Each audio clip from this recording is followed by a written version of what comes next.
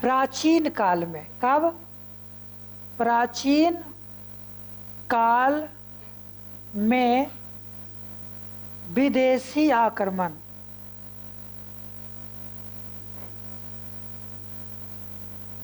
प्राचीन काल में विदेशी आक्रमण। कहेंगे कि भारत में पहली बार ईरानियों ने आक्रमण किया था। ईरानियों ने, और ईरानी शासक था दारिबाहु।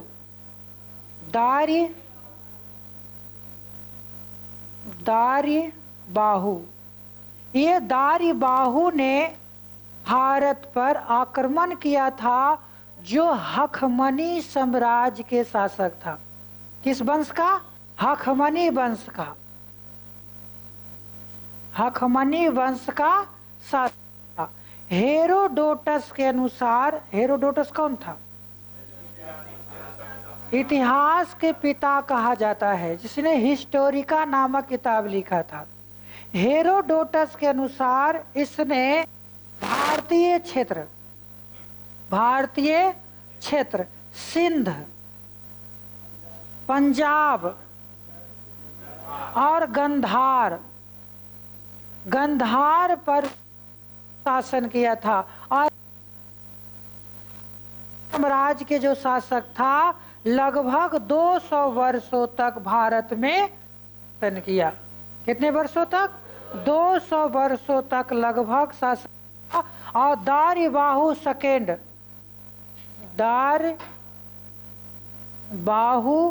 सेकेंड इस वंश का अंतिम शासक होता है।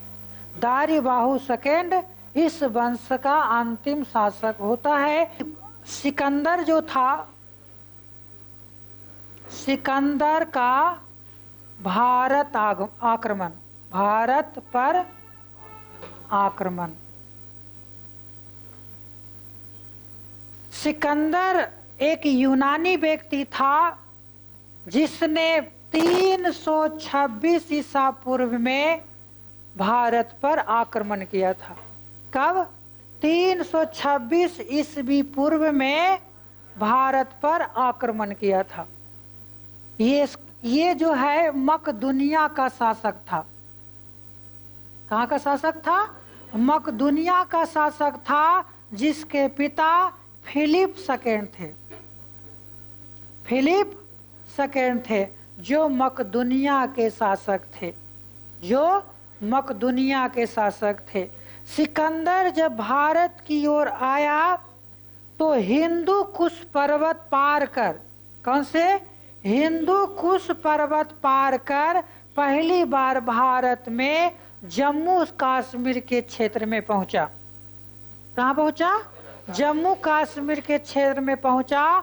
और वहां पर हखमनी साम्राज्य के शासक दारिबाहु सेकेंड को, किसे?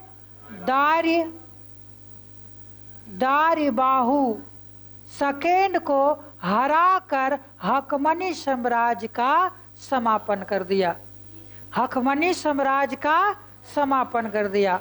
और जहां जहां हखमनी साम्राज्य का शासन था, वहां वहां सिकंदर ने अपना अधिकार कर लिया। अब देखो, जब सिकंदर भारत के ओर आ रहा था, तो पहली बार तक्षशिला के राजा, उस समय जिस समय आक्रमण किया, उस समय तक्षशिला का राजा कौन था?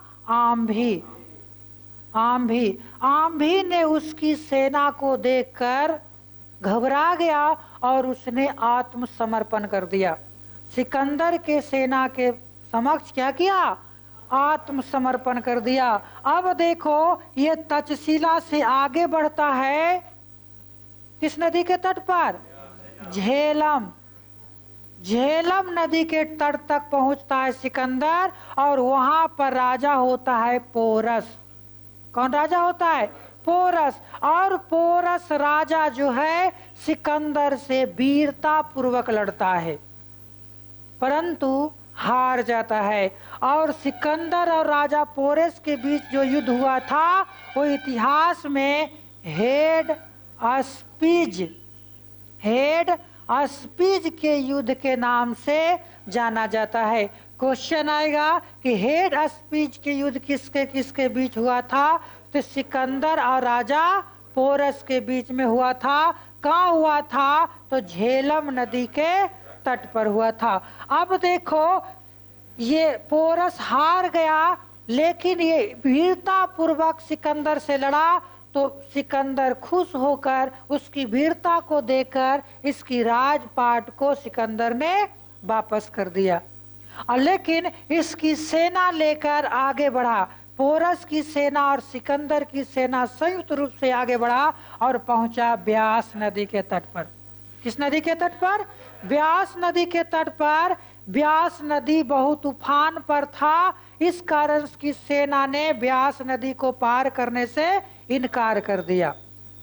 उसके ब्यास नदी के एक साइड घनानंद का शासन था और एक तरफ सिकंदर ब्यास नदी के तट पर फंसा हुआ था। तो कहेंगे उसकी सेना ने ब्यास नदी को पार करने से इनकार कर दिया। इस कारण से सिकंदर जो है 19 महीना तक भारत में रहा और इसके 2 सेनापति हुआ, जल सेनापति निर्याकस और स्थल सेनापति सेलुकस निकेटर। सेलुकस निकेटर, और इस सेलुकस निकेटर को अपने जीते हुए भाग को सौंपकर वो कहाँ वापस लौट गया। लेकिन बेबीलोनिया में कहेंगे 323 ईसा पूर्व में सिकंदर की मृत्यु हो गई। 323 ईसा पूर्व में सिकंदर की मृत्यु हो गई। अब देखो कि यूनानियों ने भारत पर आक्रमण किया तो भारत में क्या क्या प्रभाव पड़ा? तो कहेंगे कि पहली बार मुद्रा प्रणाली की शुरुआत हुई। दूसरा, गंधार कला के बारे में पता चला। तीसरा, नए नए समुद्री मार्ग की खोज हुआ। यूनान से यूरोप से नए नए व्यापारिक मार्ग खुले, लोगों ने दोनों के साथ व्यापार संबंध स्थापित हुआ। तो ये था क्या चीज? क्या?